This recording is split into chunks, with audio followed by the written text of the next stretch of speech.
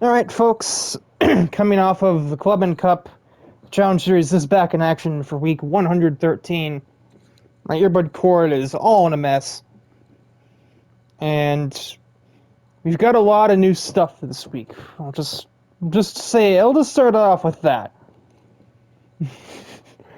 I think that's probably the understatement of the century, but nevertheless, we start things off this week at a rather misty Nürburgring Grand Prix circuit for a multi-class event.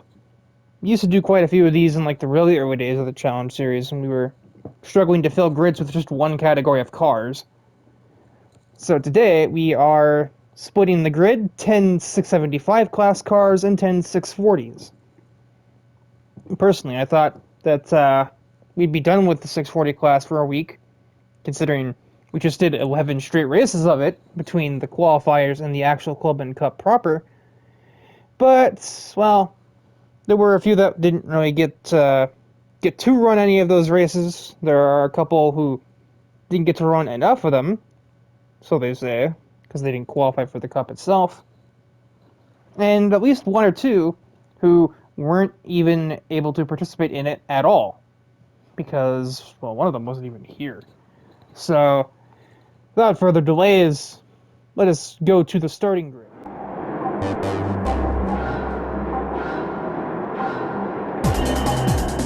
And the Nürburgring GP is away. I said that like it's a Formula 1 Grand Prix. It's not. I can assure you. But yeah, we are underway as we are on board this round with Charlotte Riel and her 993 Porsche. Obviously, you know, the 675 start at the front of the grid, and the other class starts at the back of it, as was always the case before. So slowly creep our way through the opening sector. Charlotte, one of many drivers whose car, if not they themselves, have the sort of home turf advantage. You know, like her 993, we saw Liza Kaiser's 930 back there, Ellie and her 996, who's currently tracking down Chica. The first of the aforementioned new things going into this week is Chica's, quote, Subaru prototype Group B road car. I don't really know how true that is, if this is some sort of prototype car. But, she might just be glorifying it a tiny bit, I think. Could just be some crazy wide-body kit, but I don't know. Likewise, there's also Dale Campbell. No, you didn't just mishear that. That was the engine note of a Lexus LFA coming from this van. Yeah, he and his infinite genius is like, what if I put a Lexus LFA engine in my Frito-Lay delivery truck? He promptly got fired, but Frito-Lay thought it was too much of a financial issue / financial burden if they tried to seize the truck rather than just obtain a new one. So he gets to keep his very own potato chip delivery van, so that's something. Riel's already made her way up into 4th at the end of just one of the 4 laps today. You definitely remember this happening, obviously, because it happened to me. Mika just sending it and giving my, I say new GTO, it's not new. Sold the NSX, basically. It wasn't getting many results at all.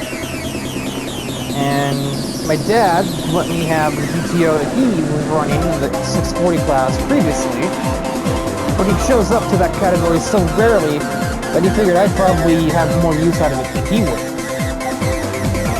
Currently all that's getting used is the rear bumper as a brake.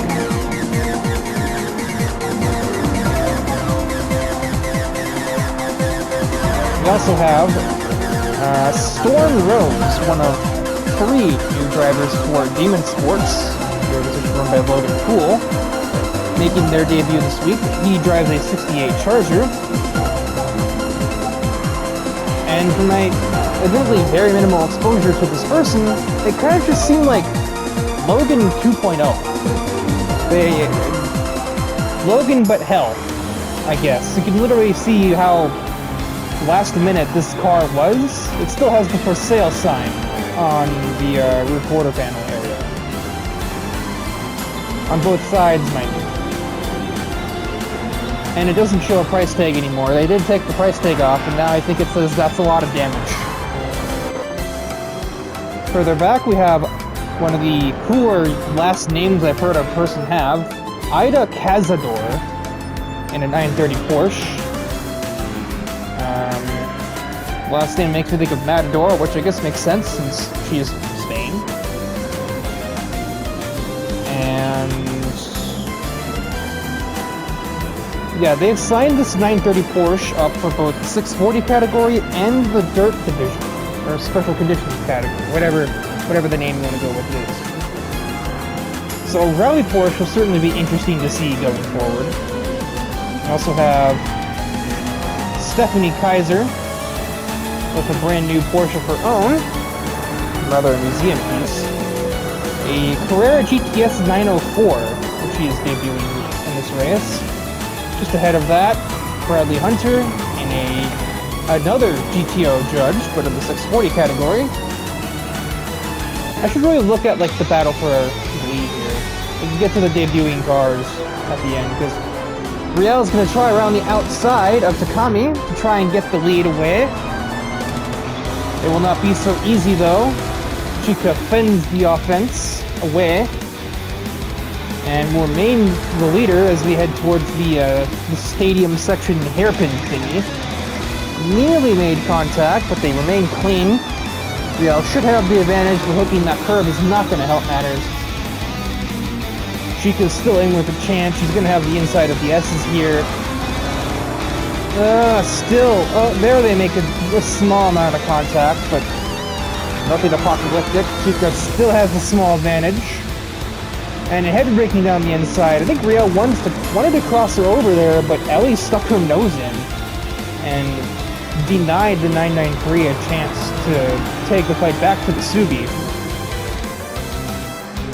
As we exit onto the back straightaway though, yeah, Chika just ran out of nerve heading through the high-speed kink, and Riel had all of the nerve and swung wide around the outside to take the lead away with just over a lap left of driving. As we push back to the 640 class for the remaining vehicles that have yet to be announced. Fanny Golden adds to her collection with a DeLorean, considering, you know, movie actress person. Seems only fitting she gets a car known for being in a movie and for nothing else. Final lap for Riel, and she's starting to make a little bit of a gap, but Chika hasn't lost her yet, but she is having to contend with Ellie, who's going to swing around the outside herself, try and replicate what Riel tried to do a couple of times. Outside becomes the inside. Ellie has damage. I think she may have made contact with Chika at the braking zone for one. So, it may be an alliance, but that doesn't mean that we play perfectly clean, I guess. I don't know, Ellie's been making a lot of slip-ups this season. She's not the driver she was in Season 1, I'll tell you that right now. I don't know if she's too accustomed to expressway racing or what the hell, but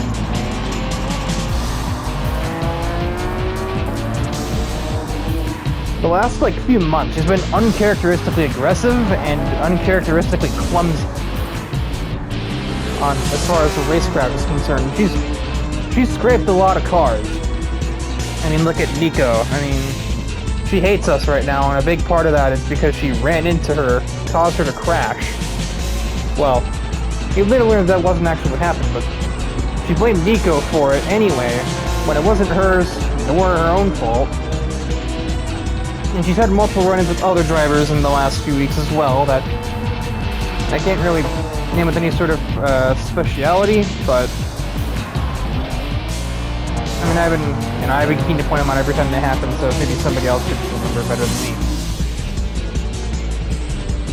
But it'll be a different Porsche taking victory. Riel clears the final turn and will claim the victory from the Nürburgring GP circuit. Chica and Ellie remain second and third. Storm Rose with an impressive run, considering he started, I believe, 8th in his category.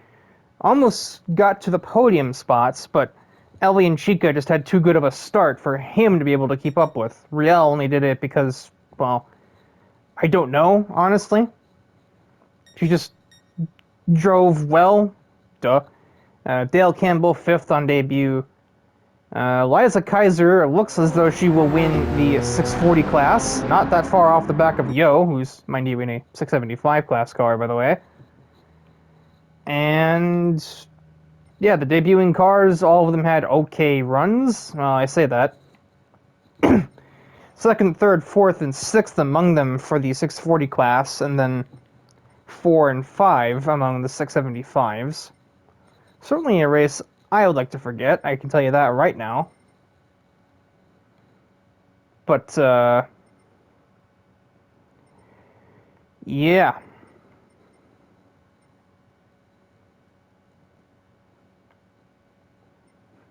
I don't have any other comments, just race 2 of the week. Second race of this week takes us to the Sardinia Short Road Track, the B layout now that they call it. Even though this layout existed first. But I digress. The shorter layout, the B layout, some people also call it the South layout, I think, or the West layout, one of the two. Regardless, 600 class race, because this is, the shorter layout. That's like the new version of penultimate race, shorter layout, I guess. I don't know. Several more debuting cars in this race, and a couple debuting drivers at that, so get down there and, I guess, meet the grid.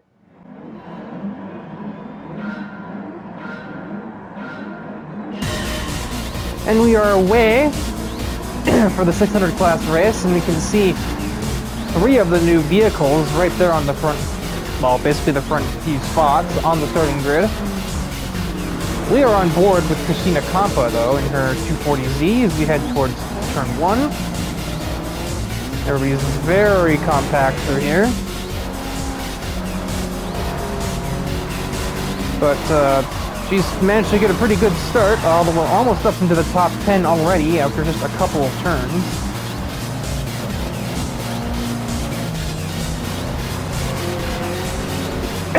Excuse me. Here we will meet the next representative of Logan's team, Demon Sports,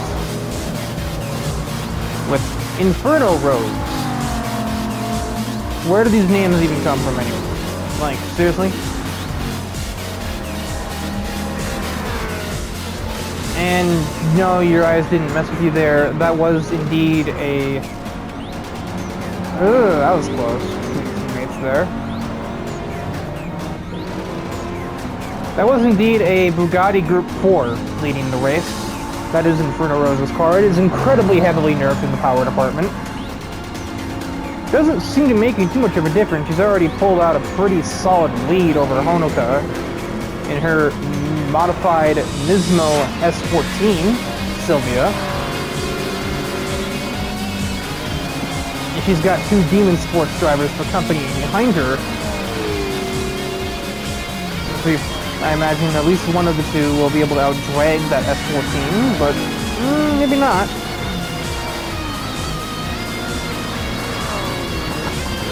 Seemingly no. Oh, there's the contact. Lily just reminded his teammate. Or her teammate, excuse me. Comp is already in the top 5, and she's going to be looking to get through this little mini pack here. Lily is now going to actually try and overtake without running into the back of her teammates. Team owner, no less. Not gonna work. Now neither one of them can even attempt to get around Honoka as things stand right now. But we also have Ellie with a new Golf in the 600 class. Haneo with a Renault Clio. Their second model, although the newer one now, which is funny. And way in the back is Nozomi with her new Mach 1. So, yeah. We'll cover that later, but basically, if you ever notice an unfamiliar logo on a handful of, basically all of Mercury's cars, that's where this came from. That one right there. The side game. New sponsor for the team, and oh boy, they were not messing around, to say the least. Papa's now up to second place, but she's got quite a ways to catch before she can meet with the Veyron in the lead, a 5-second deficit to eat away at, so may take a bit, but who knows. It in fact did not take all that long. There in the background is Compa's Fair Lady Z, and the power nerfs to that Veyron mean that its top speed really isn't that high, so the 240Z doesn't have too many issues getting down the inside, barely getting it stopped, and taking the lead for herself. Not the prettiest cornering I've ever seen, but we got it done. And into the lead goes 240, but again, just over a lap to go in the race.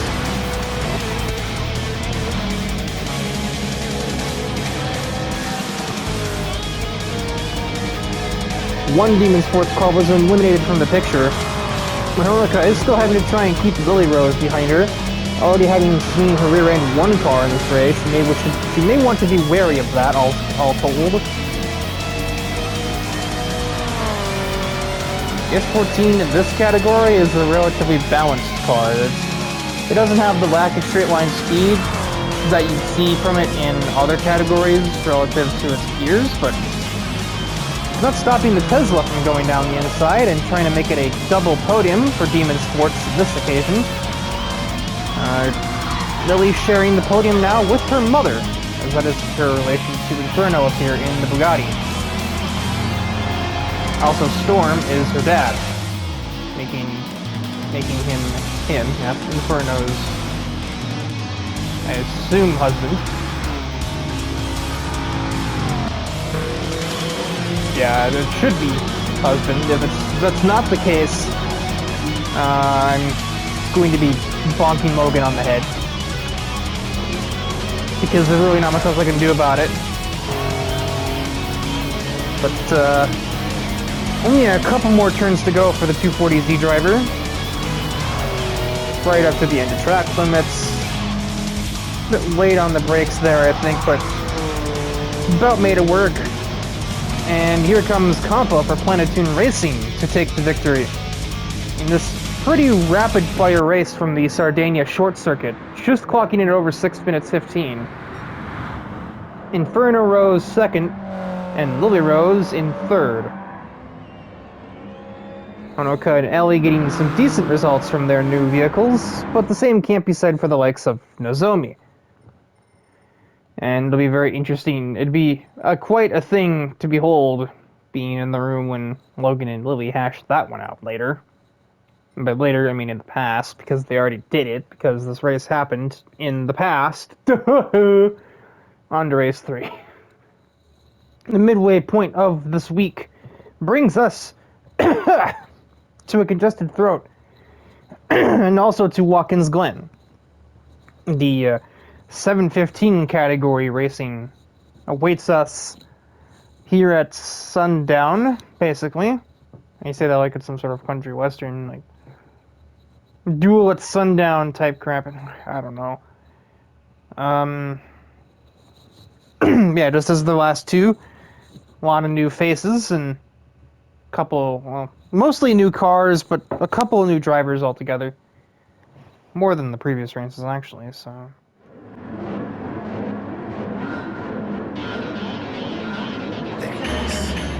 And we are away from the Glen, and starting on pole is one of the new drivers in the race, but we'll get to them later.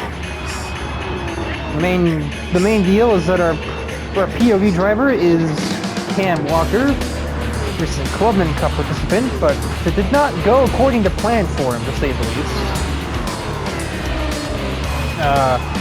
I believe he got like a mere 18th or 19th in the standings, and really just had a bad go of it the whole championship.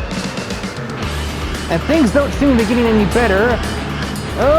Save it, bounces off of one of the new guys, and that is not a good first impression to be making, to say the least, on both ends, but yikes. Could have not helicopter through that real quick.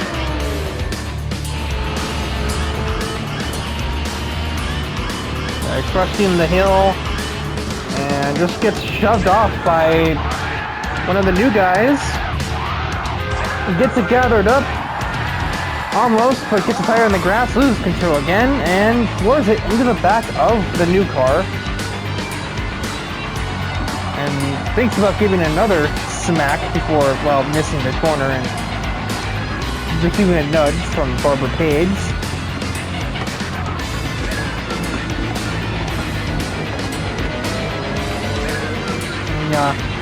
Simply he just moved over like he wasn't there.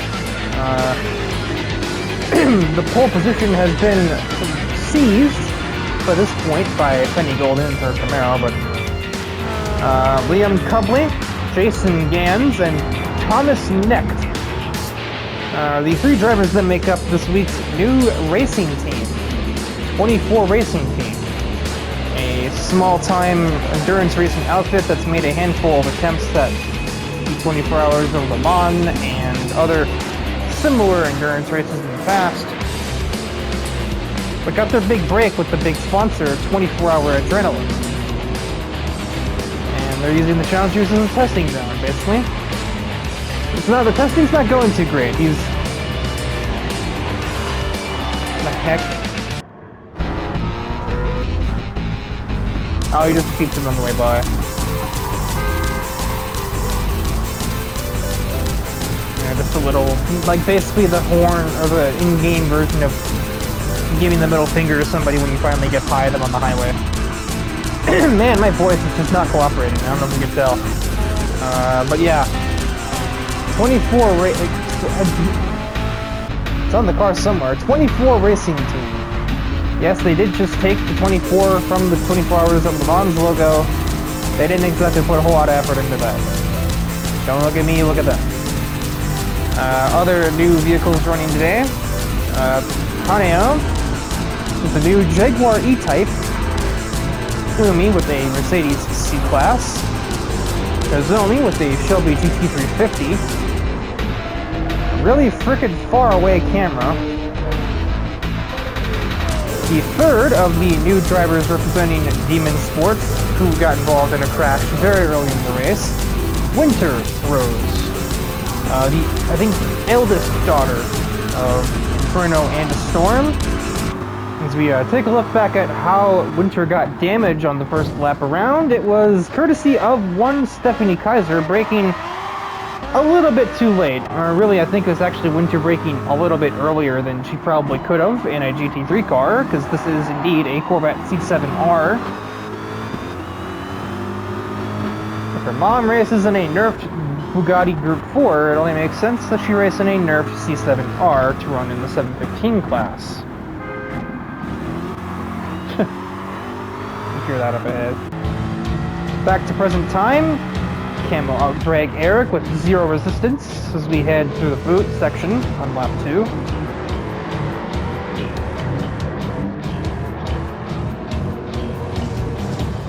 Might be getting down the inside of Haneo. He is, and because I think she freaked out a little bit and just kind of gave him more room than he needed. He will continue to stay on the inside and get ahead. Can he get the car? Whoa, down just about. Into 4th place for the Audi.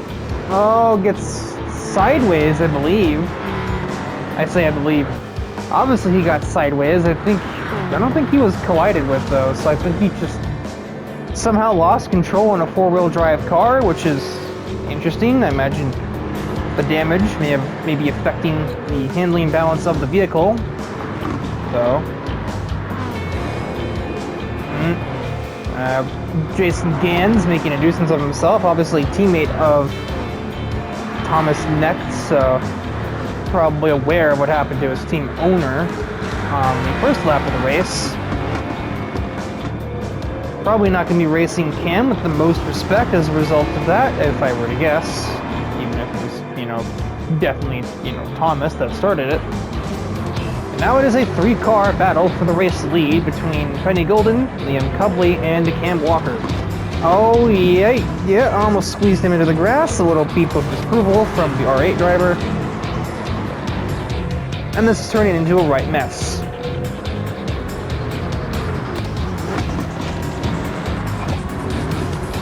Defensive stroke from Liam.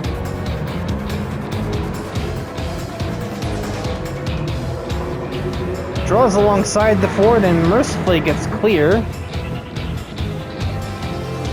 Never mind. Late braking from the GT gets back ahead of Cam. They'll remain too wide up the hill. And still not settled. They are still too wide. And Cam has the advantage, but he also has the outside lane, so he'll lose that advantage. Or psych, he will actually pull ahead. Can he finish it off? Too wide for 4 straight corners. And they still aren't done. Finally, Cam pulls ahead. Does Liam try to go back at him? No. It's one of the 3 rookies today, showing that he's not a pushover. The team itself kind of really showing that as a whole, really. Except for Thomas back here in 16th, because he forgot how to merge up the racetrack. Also, Casey King, who has engine swapped her F-150, now runs the 715 class instead of 640.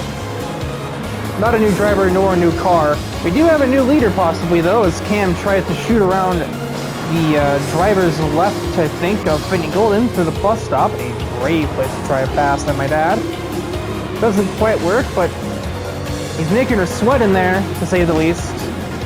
Down the inside again, apply pressure, nearly make contact, but stays clean enough.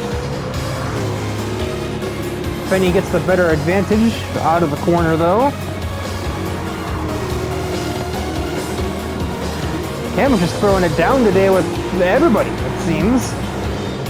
Doesn't get the move done there though, but he has a slightly better momentum heading towards the heel of the boot. Still can't confirm the move. Penny fighting for her life here. And still doing it. Meanwhile, Haneo sneaks ahead of the new 2006 GT driver to get into the podium spots. How about here? Can Cam get it done? Forces his bumper there, but Penny is unfazed. Still not completed. Around the outside of the final turn. That is a huge bit of momentum, but the Camaro has the power advantage. Advantage Cam over the start-finish line, though, as we begin the final lap, and it looks like he may have finally sealed the deal, basically 3/4 of a lap later. My word! They're making a little bit of progress in the field, as Nozomi, who started outside the top 10, he's good for 7th by the looks of things, so I don't think much is really going to change from here. Ignoring Thomas's stupidity, an okay debut for 24 Racing Team, all things considered, with the second and third drivers on the team finishing 4th and 5th respectively.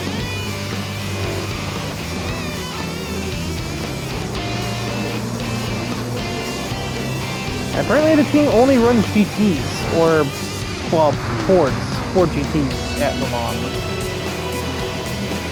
Even when the GTLM was completely outdated, they still ran it. They started their escapades at the French race circuit when the Ford GTLM made its first appearance at the 24 Hours of Le Mans, and they continue apparently still today with the outdated machine. Why they haven't moved to at least like a C8 Corvette or something, I don't know. But in spite of Thomas in spite of the best efforts of Thomas next, Cam will come out of the final turn from Watkins Glen and drag the damaged R8 over the line in first place. A drag race at the finish line that Finny Golden will barely retain second place from. Anio third with her first race in the new Jaguar F-Type. Liam and Jason take 4 and 5 for the first race for 24 Racing Team. The same sort of success could not be found for their team owner, who brings home a mere 17th. Oh, also Maki has an F430 again. I forgot to mention that one. There are so many new cars in this episode, I forget which ones are new and which ones are not. Because that is new. That is not anything like the F430 she's driven before. It's not the one that she had from Scuderia Fidanzi. It's not the second one she got after that. This is basically a new for Season 3 type deal. And you can tell because its livery is radically different from the two that she drove before. But that is race 3 in the books. Interested to see if tensions may, lessen somehow between Cam and apparently all of 24 Racing Team based on empirical data. I am personally not holding my breath. That team kind of seemed like they got a little bit of a fire under their ass. Or a chip on their shoulder. Insert metaphor here. And the fourth race of the week, it brings us to Tokyo in, I think, the late evening. Pretty sure it's like sunset, twilight, somewhere around there. Anyway, the top division, the 750 category, will be taking the track on this occasion. So obviously the Tokyo East layout, the biggest one of the three, is the one that'll play host to the race. I don't know if it's the biggest in terms of space or length, but the South Central Los Angeles, what is this? When nothing happened, just another race car dead or something like that. I don't know. I can't say the actual words.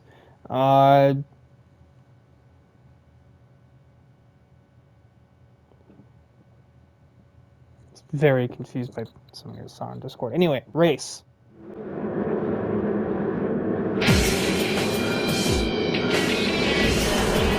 And we are green from the expressway. And I immediately just get dusted off the start by both Eric and Nico. That was just embarrassing, all things considered. Victoria Noir, just Noir, is our POV driver here, as we head down the long straightaway of doom and despair, and what the hell? Oh, they're stuck behind one, naturally. After that. Yeah, the singular race car on this grid, Juan Santo's gonna be kicking himself here, he thinks.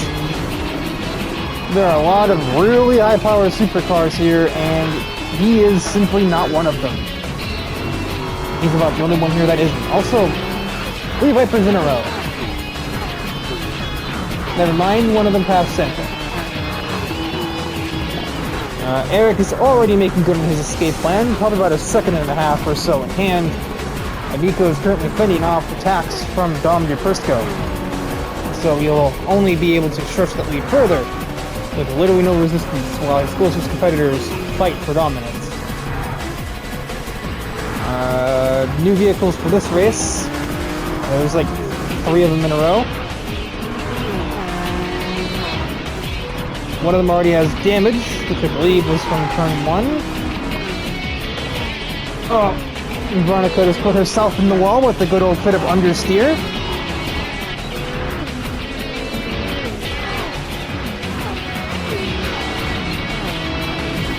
Yeah, excuse me. I remember this one happening. I remember hearing about this. Yeah, oh, it wasn't here though. It was back here.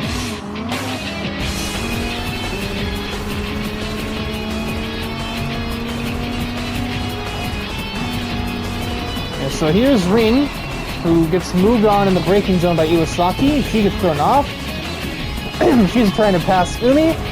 Umi gets rear-ended by Buck, who gets rear-ended by Satoshi Rollins, and who gets rear-ended by Ambrosia Reyes. So, Juan, Nozomi, and Kotori are the only ones that make it out of that hairpin alive in the back half of the field. and now watches literally half of the field who's retired or heads into the pit lane because chaos at that hairpin took place. Oh my word, Kurt Wilde, you are trying to blow up, I think. Down the inside. Yeah, Kurt Wilde is known for being pretty fearless, or stupid. Honestly, there's only a very thin line between the two in this case. When a very few cars running on this track with no aero, so he will be an absolute menace on the straights, but he's also a danger to himself and others, just for the way his car is set. Noir overtakes me, and the top 4 for her. Still very weird to be passed by an NFR car. Still just kind of getting used to that whole thing. It's been several weeks now since the team was reborn. Eric is gone. That is like a 3-4 second lead over Nico. My throat is disagreeing with me. Down the inside for third. Not able to do anything yet, but DePrisco really wide there. Around the outside, almost banging doors there, but no contact is made.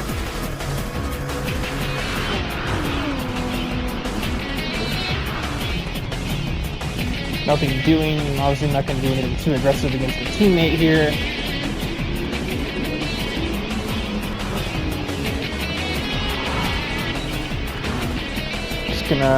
She's gonna rely on what she believes to be her superior top speed, and she would be correct in this case anyway. Or if not better top speed, at least better acceleration to get ahead of her teammate Nico and chase after that F12 Berlinetta, which is just gone. A 2.5 second lead, so Noir's already cut it down a tiny bit.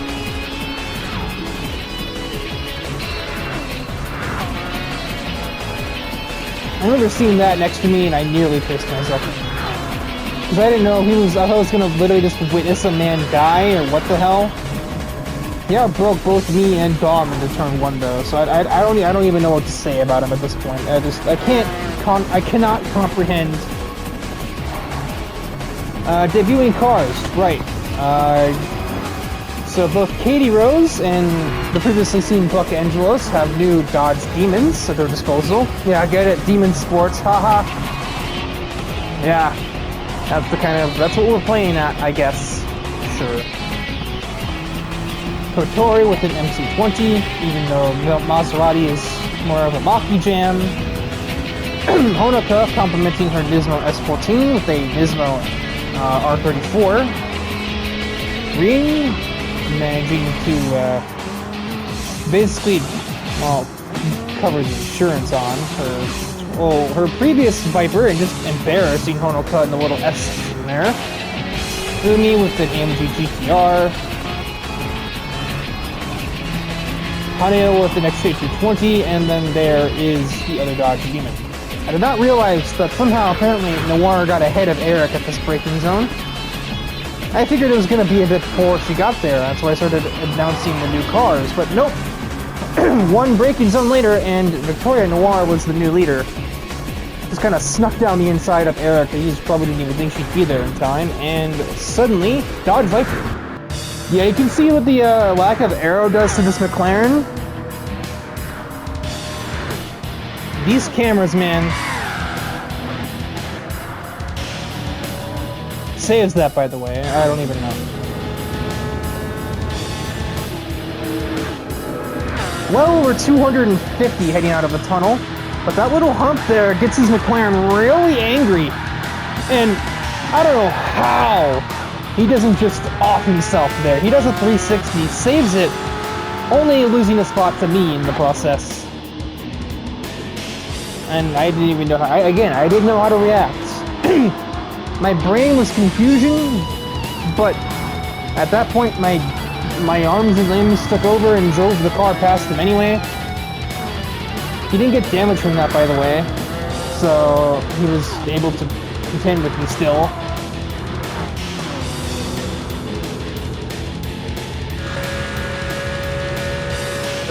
Yeah.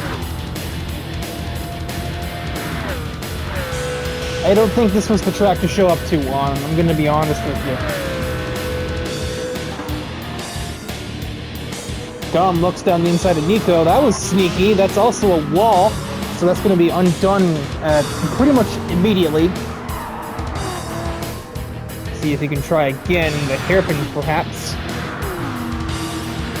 A little more space for it there. And have a look, but you will not find much.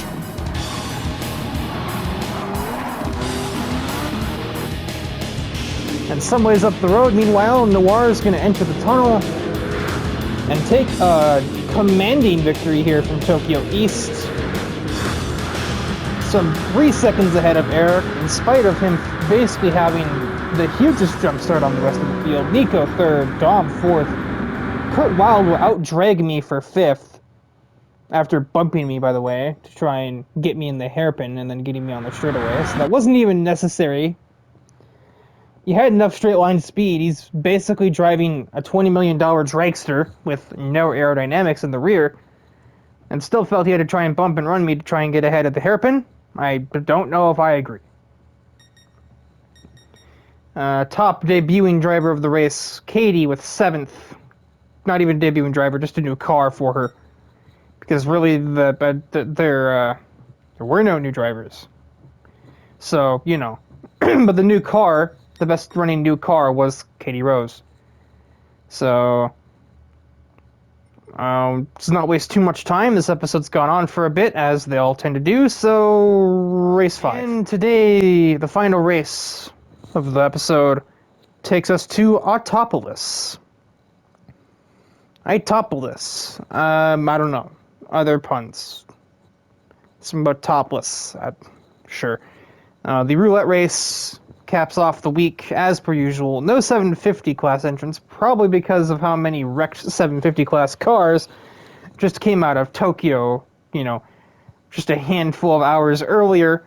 So, yeah. A lot of 715 class cars, and also the race of the episode with the least new vehicles to cover. Go figure, since it's also the longest race where I would have the most time to cover them.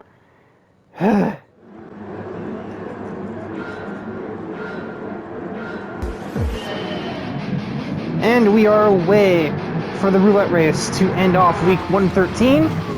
And we are on board with Nolo Passaro in a Nissan 400Z. And you can already see the name and car of one of the 2 new drivers of the race. Those new drivers are all there are. There are no more debuting cars to go over.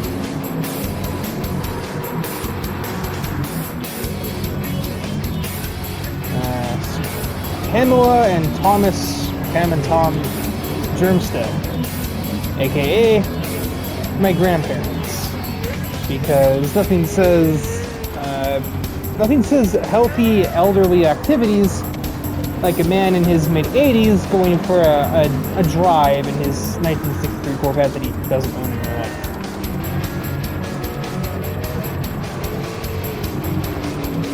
You can see the North Central Alignment logos on the car. Pretty clear evidence that is, in fact, my grandpa, who owns the shop that has sponsored the likes of me and my mom, and apparently Jeff Parham for so long.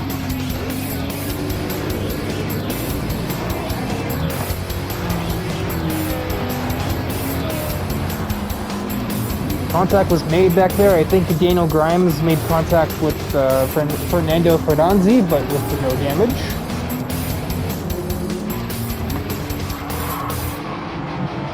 And then my grandma driving a lime green Super Bee, a vehicle that she did own in her youth, you know, back in like 1972. Somewhere around there, probably. I don't know.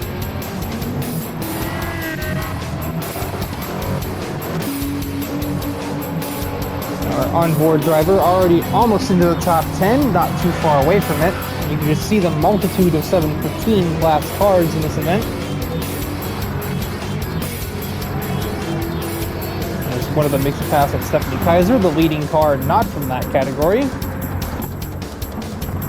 You're sorted, I believe, on the front row. Nearly misses turn 1 and nearly gives that cracked out Mustang a big shove.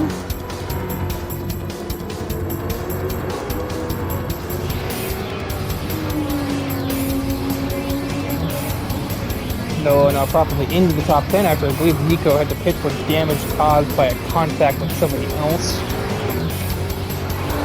Replay cameras did not pick it up, but I would have asked her, but you know, she has to be all difficult and shit, so here we are.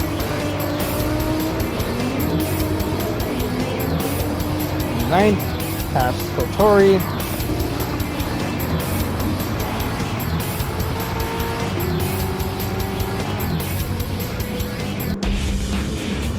It's insane how far we are along this race, and yet only 2 cars have passed the leading 675 class driver.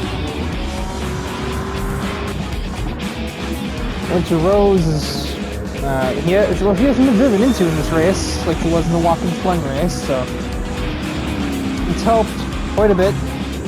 She's getting away at the moment, or trying her darndest to. She's not really doing that.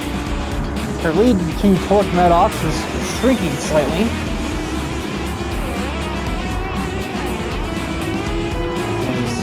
So picks his way through the mid-pack of here, around here.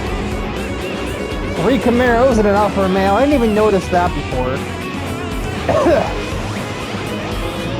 3 different model years of Camaro, no less. And there's a 4th Camaro and a Corvette. Suddenly, there's just a Chevrolet invasion. There's a Chevrolet in the lead. I guess we should have bought a Corvette, huh? Are there any other Chevrolets I should know about? Oh yeah.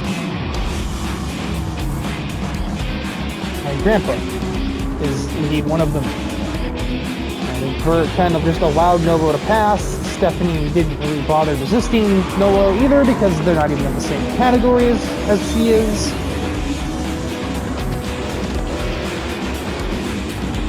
That said, why is she not also making way for Bert, who's also a category above her? We don't know.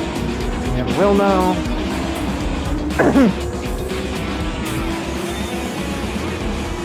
My neck is cracked like there's no tomorrow. Ow.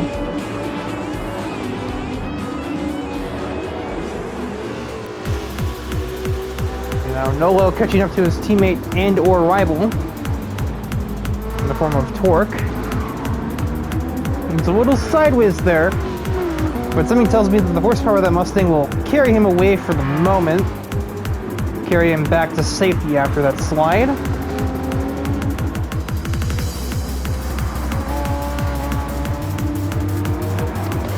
Stephanie not letting Bert go without a fight. Can't understand why, but she isn't. On the outside goes Nolo, always looking away. He will move into 2nd place. And track down the leading Demon Sports representative of Winter Rose. Now, one thing that is uncertain is just how in the know the teammates of Vert and Logan are on their ongoing feud. I'm sure they know, but do they necessarily care if it doesn't involve them? We'll have to see.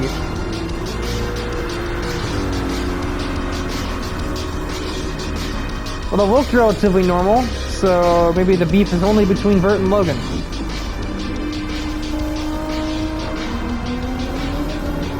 It's a bit wide. Catches the grass, has to save the car. That will allow Winter Rose to sweep back past. Makes another attempt to get back ahead. Doesn't go anywhere.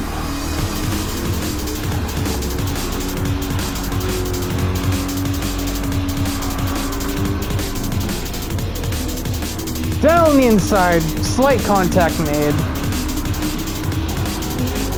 Nolo is known to be a bit aggressive, even if it's not a team that another driver on your team is currently feuding with massively. Does not get the move done here.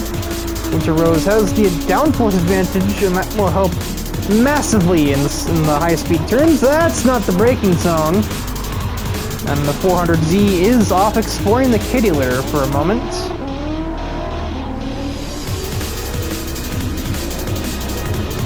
Stephanie is still in 5th. Come on, guys. It cannot be that hard, right? Winter is certainly making some sparks on her debut thus far, running in the lead as much as she has, and not really being thrown off her game by Nolo's attempts to pass her, even knowing the current feud between their teammates, Logan and Bert. as we cross for 2 laps to go here in the roulette race, 2 laps to go in week 113. Nolo is in hot pursuit with just 2 more circuits around.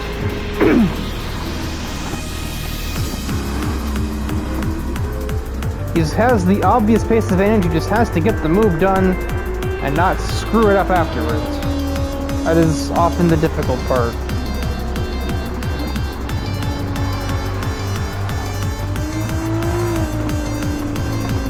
And putting tires in the grass isn't the most optimal way to catch up to somebody, but I mean, he's caught up to her, so I guess I really can't question it too much.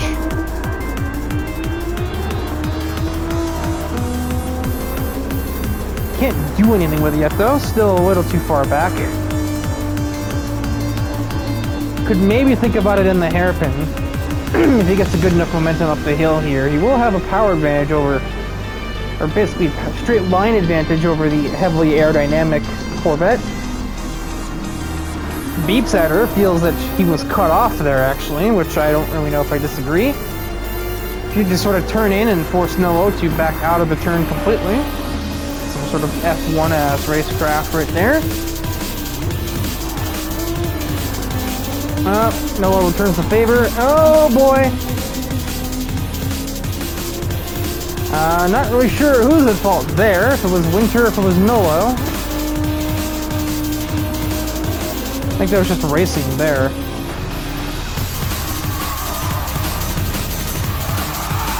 Okay, yeah. No, Winter still turned in on him again. And when its car mounted the curb, it lost most of its grip, causing him to slide into her. Around the outside, you'd think that he had the Group 3 car, still not done. And Winter defends by sweeping back around the outside. This is just, that's what this has become now, I guess. Nolo's car, uninhibited by the effects of aerodynamics, will scorch ahead of the Corvette, pun mostly not intended. Now he has to get it stopped. He's gotten it stopped. Penny has driven up to 5th, and possibly 4th, when she was in the way back a little bit ago. She might get 4th here. She's passed Stephanie quicker than Barbara could, and she already had to pass Barbara along the way. Also, the race is over for everybody outside of the top 9. So Kotori, or outside of the top 8, so Kotori and everybody else behind her has already finished the race. Thus confirming that Stephanie Kaiser is your winner in the 675 category, and it's not even close. Through the long left. Oh, they touch! Uh-oh! Oh my heavens! That is a huge impact for the Z. And that Z just got X'd out. I don't know how they're going to get that one fixed. That was a mega impact. There's another angle of it. Just a classic quarter panel and double impact with the outside retaining wall. Not the high speed impact, but the angle is what's going to really do the damage to both car and driver, really. About 70 miles an hour, not even to the driver's side door either, but it's still, that's gonna hurt, you know? And the ZNFs, if you will, which calls the race right then and there. So that will give Winter Rose the win. Torque in second. And Defeni third. As Logan drives right past the mess created by his new driver. So, something tells me if Scorchers and Demon Sports weren't fully in conflict before, they certainly are now after that one.